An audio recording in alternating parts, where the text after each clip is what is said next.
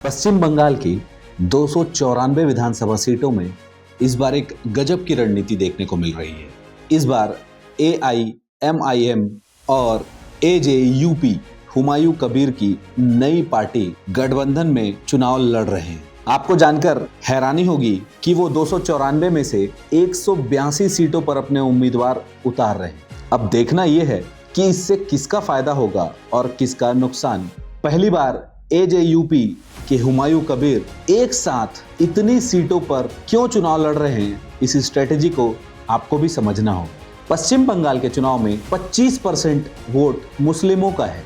मुस्लिम आबादी वाले सीटों पर तो ये चुनाव लड़ ही रहे हैं, उसके साथ साथ अन्य क्षेत्रों पर भी ये चुनाव लड़ रहे हैं। हर विधानसभा सीट पर 10 से 12% वोट मुस्लिम वोट बैंक फिक्स्ड है।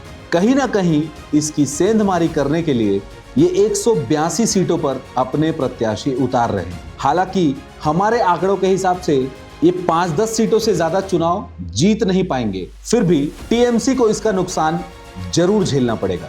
मैं ये क्यों कह रहा हूं, आइए आपको समझाता हूं।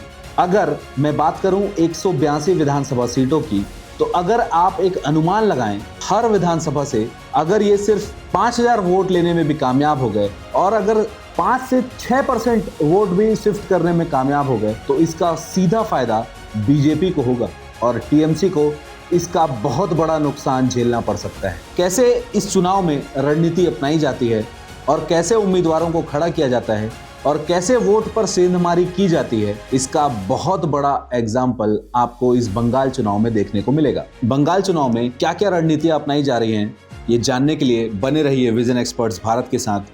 हम आपको बताएंगे हर वो विश्लेषण जो आपको सुनना चाहिए।